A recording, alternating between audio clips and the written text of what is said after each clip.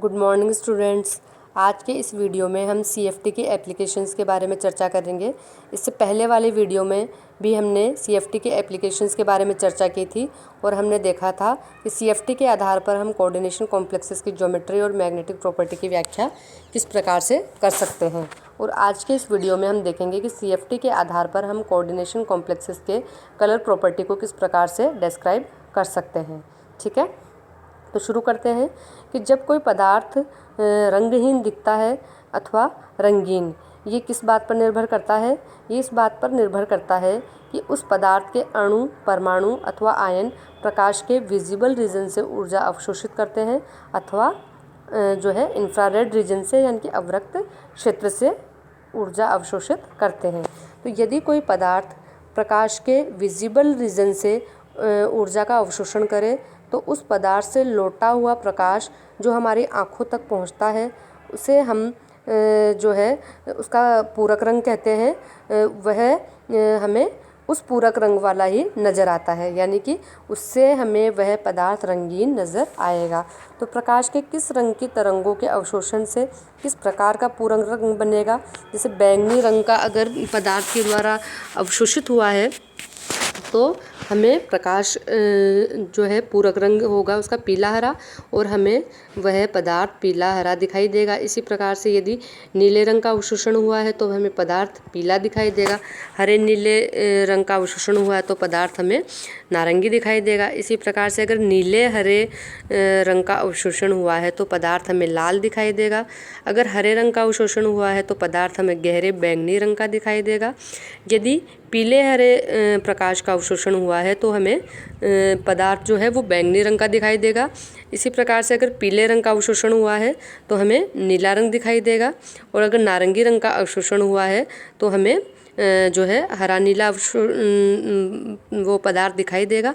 इसी प्रकार से यदि अवशोषित लाइट का कलर रेड है तो पूरक रंग के यानी कि कंप्लीमेंट्री कलर कौन सा होगा? नीला हरा यानी कि ब्लू ग्रीन, और वो पदार्थ हमें नीला हरा दिखाई देगा।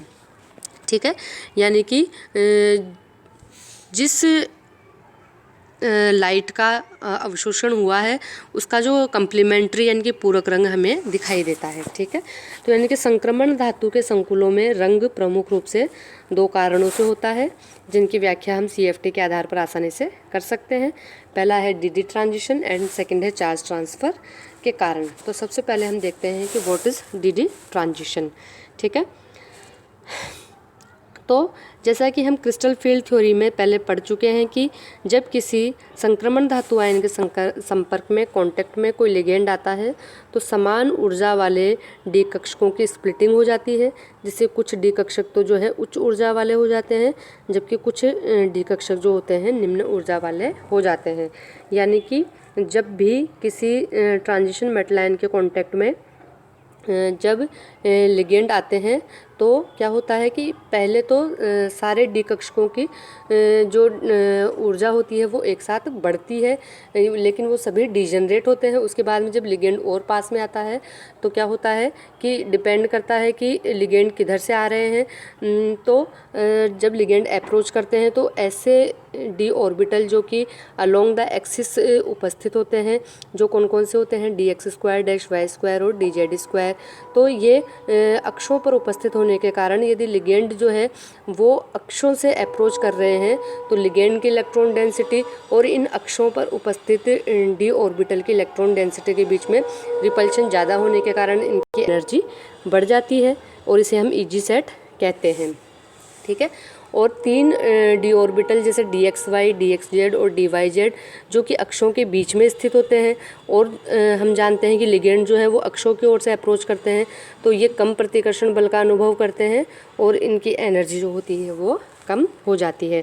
इस प्रकार डी कक्षकों की ऊर्जा में अंतर आ जाता है। तो ऐसी स्थिति में यदि कोई इलेक्ट्रॉन जो है वो निम्न ऊर्जा स्तर वाले T2G कक्षक से उच्च ऊर्जा स्तर वाले EG कक्षक में ट्रांसमिट होगा या हम बोलेंगे एक्साइटेड होगा, तो वह पराबैंगनी अथवा दृश्य क्षेत्र से ऊर्जा का अवशोषण करेगा और इसी कारण वह संकुल जो है रंगीन दिखाई देगा। ठीक है, फॉर एग्जांपल टाइटेनियम H2O का होल 6+3 संकुल की हम बात करें जो कि गहरे बैंगनी रंग का दिखाई देता है। तो इसमें टाइटेनियम +3 ऑक्सीडेशन स्टेट में है। और क्या होता है कि इसके इलेक्ट्रॉनिक विन्यास में D1 अरेंजमेंट होता है। तो लिगेंड के 6 अणु इसके साथ बॉन्ड बना रहे हैं, इसलिए ये एक अष्टफलकीय संकुल बनेगा। तो स्वाभाविक है कि ऐसी स्थिति में D कक्षकों का विभाजन इस प्रकार से होगा कि Eg कक्षक उच्च ऊर्जा स्तर पर चले जाएंगे, जबकि T2G कक्षक निम्न ऊर्जा स्तर पर रहेंगे। तो ऐसी स्थिति में इसका इलेक्ट्रॉनिक विन्यास क्या होगा? T2G1 Eg 0 होगा। ठीक है, तो इसमें Eg और T2G कक्षकों के मध्य का ऊर्जा अंतर यानी कि डेल्टा O का मान 4 × 10⁻12 अर्ग के बराबर होता है, जो कि 500 नैनोमीटर तरंगदैर्ध्य के यानी कि हरे रंग के प्रकाश की ऊर्जा है। अर्थात यदि इस पदार्थ को श्वेत प्रकाश में रखा जाए तो उसके हरे भाग का अवशोषण करके इसका T2G कक्षकों में जो इलेक्ट्रॉन उपस्थित है वो Eg कक्षकों में चला जाएगा। अतः इससे जो परावर्तित हुए प्रकाश या हम बोले लौटे हुए प्रकाश में इसका पूरक रंग जो कि बैंगनी रंग है, तो हमें यह बैंगनी रंग का दिखाई देता है। ठीक है, तो इलेक्ट्रॉनों के इस प्रकार के संक्रमण को हम dd संक्रमण कहते हैं, यानी कि d ऑर्बिटल से d ऑर्बिटल में ही ट्रांजिशन हो रहा है, इसलिए इसे dd ट्रांजिशन भी हम कहते हैं। ठीक है, तो टाइटेनियम H2O का होल 6+3 संकुल के लिए dd ट्रांजिशन को हम निम्न प्रकार से प्रदर्शित कर सकते हैं। ठीक है, तो यदि लिगेंड समान हो और अणुओं की ज्यामिति भी वही हो तो Dn और D10-n विन्यास वाले आयनों अर्थात समान अयुग्मित इलेक्ट्रॉनों वाले आयनों का रंग करीब करीब समान ही रहता है। तो D0 और D10 विन्यास वाले आयन सामान्यतः कैसे होते हैं? कलरलेस होते हैं, क्योंकि इन दोनों ही स्थितियों में dd ट्रांजिशन की संभावना नहीं बनती है। ठीक है, क्योंकि D0 इलेक्ट्रॉनिक विन्यास में तो क्या है, इलेक्ट्रॉन ही नहीं है, तो ट्रांजिशन किसका होगा? और D10 इलेक्ट्रॉनिक कॉन्फ़िगरेशन में सभी d ऑर्बिटल भरे हुए होते हैं। ठीक है, तो ट्रांजिशन की पॉसिबिलिटी समाप्त हो जाती है, यानी कि D10 विन्यास में इलेक्ट्रॉन ही नहीं है जो dd ट्रांजिशन कर सके। ठीक है, तो क्या होगा, इसमें भी dd ट्रांजिशन की कोई गुंजाइश नहीं है। ठीक है, तो यहाँ पर दिए गए हैं ट्रांजिशन लाइन के कलर जिनमें कि अयुग्मित इलेक्ट्रॉन पाए जाते हैं। तो कॉपर+2 आयन जो है वो जलीय विलयन में ही नीले रंग के होते हैं, क्योंकि जलीय विलयन में या जलयोजित कॉपर सल्फेट .5H2O अवस्था में ये CuH2O का होल 4+2 आयन के रूप में होते हैं, जिनमें D कक्षकों के विपाटन के फलस्वरूप क्या होता है, dd ट्रांजिशन संभव हो जाता है, जिसमें पीले प्रकाश का अवशोषण होता है और जलीय विलयन या जलयोजित क्रिस्टल जो होते हैं हमें नीले रंग के दिखाई देते हैं, क्योंकि पीले रंग का पूरक रंग क्या है? नीला रंग। तो जबकि जल विहीन कॉपर सल्फेट में चूँकि D कक्षकों का विपाटन नहीं हो पाता है, इसलिए dd ट्रांजिशन की संभावना समाप्त हो जाती है और ये कलरलेस होता है। इस कारण जल विहीन कॉपर सल्फेट सफ़ेद होता है। ठीक है, और जो आपके यहाँ पर क्यूप्रस सल्फेट में कॉपर प्लस है तो वैसे भी D10 विन्यास वाला है, अतः रंगहीन ही होगा। तो यहाँ पे ये 2 इम्पोर्टेंट क्वेश्चन है। क्वेश्चन पहला है कि कॉपर सल्फेट तो नीले रंग का आपको दिखाई देता है, जबकि क्यूप्रस सल्फेट जो है वो रंगहीन है। क्यों? तो यहाँ पर कारण सीधा सीधा सा है कि क्यूप्रस सल्फेट में कॉपर प्लस का D10 इलेक्ट्रॉनिक कॉन्फ़िगरेशन है और D10 इलेक्ट्रॉनिक कॉन्फ़िगरेशन में dd ट्रांजिशन नहीं होता, इसलिए कलरलेस होता है। जबकि जो कॉपर सल्फेट है, एक्वस कॉपर सल्फेट जो है वहाँ आपके कॉपर जो है वो +2 स्टेट में है, तो D9 इलेक्ट्रॉनिक कॉन्फ़िगरेशन के कारण वहाँ आसानी से dd ट्रांजिशन पॉसिबल हो जाता है। दूसरा क्वेश्चन है यहाँ पे कि एक्वस कॉपर सल्फेट और जो आपके एनहाइड्रस कॉपर सल्फेट है, तो एक्वस कॉपर सल्फेट तो नीले रंग का है, जबकि एनहाइड्रस कॉपर सल्फेट कलरलेस है। तो यहाँ पे हम बात करेंगे कि एक्वस कॉपर सल्फेट कलर्ड है, नीले रंग का है। कारण इसका सीधा सीधा सा है कि यहाँ पर जो है 5 तो एक्वा मोलिक्यूल है और एक सल्फेट है, यानी कि जो आपके कॉपर सल्फेट .5H2 अवस्था में ये जो संकुल है वो आपके इसमें लिगेंड जो है वो वाटर मोलिक्यूल है, एक्वा मोलिक्यूल है। तो क्या होगा कि CuSO4.5H2O अवस्था में ये CuH2O का होल 4+2 आयन के रूप में विद्यमान रहते हैं। ठीक है, तो यहाँ पर एक्वा मोलिक्यूल जो है वो लिगेंड का काम कर रहा है। तो लिगेंड की उपस्थिति में जो है डी कक्षकों की स्प्लिटिंग हो जाएगी और D9 इलेक्ट्रॉनिक कॉन्फ़िगरेशन के कारण यहाँ DD ट्रांजिशन होगा। लेकिन जो एनहाइड्रस कॉपर सल्फेट है वहाँ पर लिगेंड ही मौजूद नहीं है, तो स्प्लिटिंग नहीं होगी, तो DD ट्रांजिशन की पॉसिबिलिटी भी नहीं रहेगी। ठीक है, यानी कि D5 विन्यास वाले मैग्नीज +2 और आयरन +3 आयन भी बहुत हल्के रंग के होते हैं, क्योंकि इनमें पांचों डी कक्षकों में एक एक इलेक्ट्रॉन भरा हुआ होता है, यानी कि ये फॉरबिडन ट्रांजिशन कहलाते हैं। ठीक है, नेक्स्ट है आपके चार्ज ट्रांसफ़र स्पेक्ट्रा।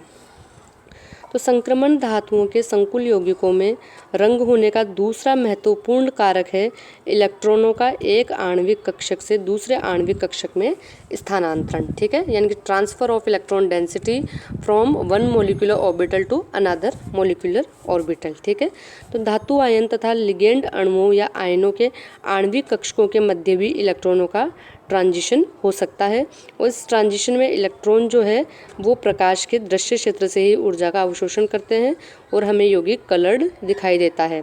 ठीक है, DD ट्रांजिशन की तुलना में चार्ज ट्रांसफ़र से जो कलर उत्पन्न होते हैं वो ज़्यादा गहरे होते हैं। ठीक है, तो संक्रमण धातु आयन पर धनावेश की जितनी मात्रा होगी उसका रंग भी उतना ही गहरा होता चला जाएगा।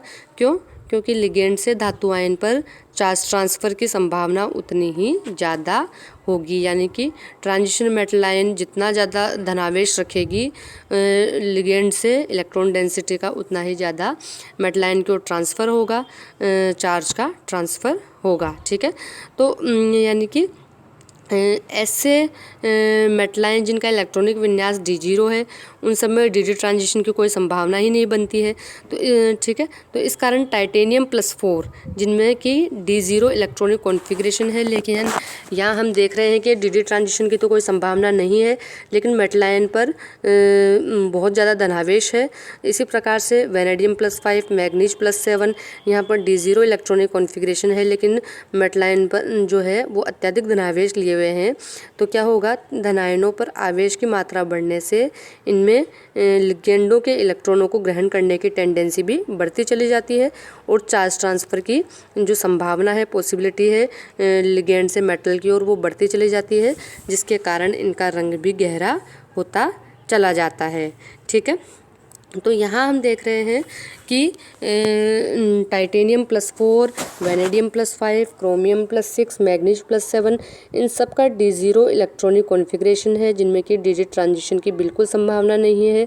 साथ ही साथ इनमें अयुग्मित इलेक्ट्रॉन भी 0 है, फिर भी ये काफ़ी इंटेंस कलर प्रदर्शित करते हैं। और इसका कारण क्या है? इसका कारण है चार्ज ट्रांसफ़र स्पेक्ट्रा, यानी कि जब भी मेटल आयन जो है वो अपने हायर ऑक्सीडेशन स्टेट में रहती है, बहुत ज़्यादा धनावेश लिए हुए रहती है, तो लिगेंड से मेटल की ओर चार्ज ट्रांसफ़र की संभावना बहुत ज़्यादा बढ़ जाती है, और जितनी ज़्यादा चार्ज ट्रांसफ़र की संभावना बढ़ती है मेटल आयन जो है उतना ही इंटेंस कलर लिए हुए होता है।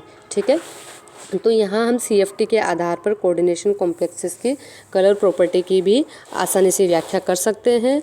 यानी कि हमने देखा कि कोऑर्डिनेशन कॉम्प्लेक्सेस के कलर के दो महत्वपूर्ण कारक होते हैं। पहला है DD ट्रांजिशन, यानी कि D ऑर्बिटल से दूसरे D ऑर्बिटल में D इलेक्ट्रॉनों को जब ट्रांसफ़र होता है तो इस दौरान क्या होता है, विजिबल रीजन से एनर्जी का एब्जॉर्प्शन होता है, और जिस लाइट का एब्जॉर्प्शन होता है उसका कम्प्लीमेंट्री जो कलर होता है वो हमारी आंखों तक पहुंचता है, और वो पदार्थ जो है हमें उसी रंग का दिखाई देता है। एंड सेकंड जो फैक्टर है कलर शो करने का वो है आपके चार्ज ट्रांसफ़र। ठीक है, ओके। तो इस प्रकार से हम देख सकते हैं कि चार्ज ट्रांसफ़र में आयन पर आवेश और रंग में संबंध है, यानी कि जैसे जैसे मेटल की ऑक्सीडेशन स्टेट बढ़ती चली जाती है वैसे वैसे जो है कॉम्प्लेक्स का जो कलर है वो वैसे वैसे गहरा होता चला जाता है। ठीक है, ओके।